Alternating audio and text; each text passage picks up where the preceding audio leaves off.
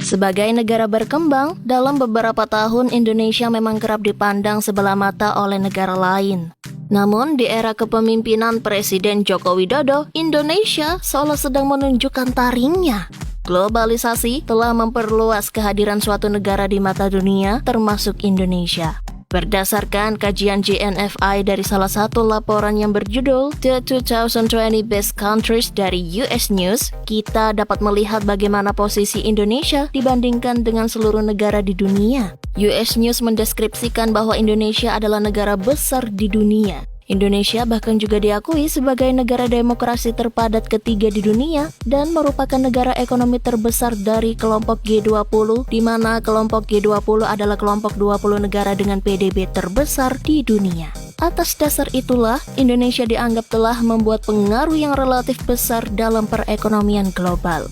Selain itu, beberapa negara seperti China, Australia, Vanuatu, Singapura, Malaysia, Amerika, dan Uni Eropa yang awalnya menganggap remeh Indonesia, kini mulai memperlihatkan reaksi sikap yang berbeda terhadap Indonesia. Tentu saja, hal ini karena Indonesia merupakan salah satu negara yang cukup diperhitungkan dalam sektor ekonomi. Pandangan negara Cina terhadap Indonesia bisa kita lihat dari pasang surut sengketa Laut Cina Selatan yang berbatasan langsung dengan Laut Natuna Utara. Pertama, Cina mengangkat isu tersebut di zaman Pak Bambang.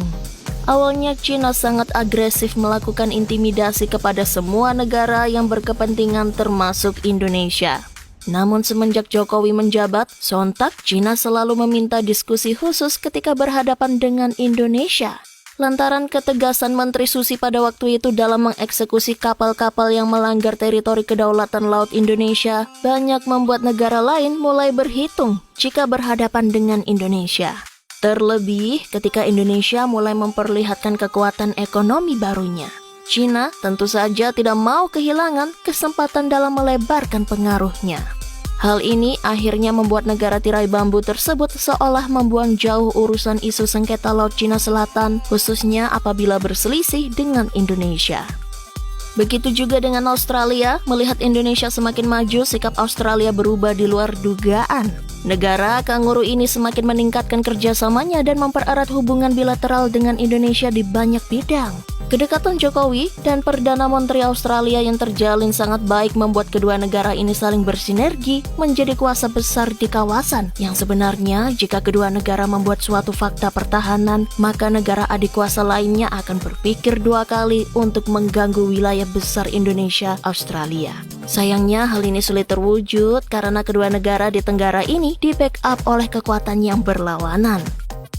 Negara yang tak lebih besar dari Indonesia yaitu Singapura, dulunya juga kerap memandang remeh Indonesia. Namun begitu melihat kemajuan Indonesia yang cukup signifikan, Singapura semakin meningkatkan kerjasama di segala bidang dengan Indonesia. Hanya saja, Singapura terlihat lebih hati-hati dalam melakukan pendekatan. Karena bukan rahasia umum lagi jika Singapura memiliki banyak ketergantungan terhadap Indonesia. Salah satunya adalah bahan mentah mineral bumi sebagai asupan perusahaan smelter di negaranya. Kemajuan yang ditorehkan Indonesia saat ini ingin dijadikan Singapura sebagai basis baru ekspansi sumber pendapatannya. Namun tentu saja pemerintah Indonesia sangat mengkalkulasi tujuan Singapura tersebut sehingga kedua negara hanya dapat menjalin kerjasama yang saling menguntungkan. Namun hal sedikit berbeda ditunjukkan oleh Malaysia, negara yang dianggap layaknya saudara Indonesia ini nyatanya memang tak pernah akur dengan Indonesia. Di saat Indonesia menapaki jejak kemajuannya, Malaysia tampak cuek bebek. Tetapi sikap cuek Malaysia ini menandakan bahwa negeri jiran tersebut sedang on the track. Karena Malaysia dan Indonesia sering menganggap kemajuan adalah suatu persaingan gengsi satu sama lainnya. Sehingga jika Indonesia menampakkan kemajuannya, Malaysia akan menutup mata seolah tidak terjadi apa-apa, dan sebaliknya, negeri jiran tersebut akan heboh ketika Indonesia terpuruk. Lain halnya dengan Amerika Serikat yang justru tampak lebih pro pada Indonesia.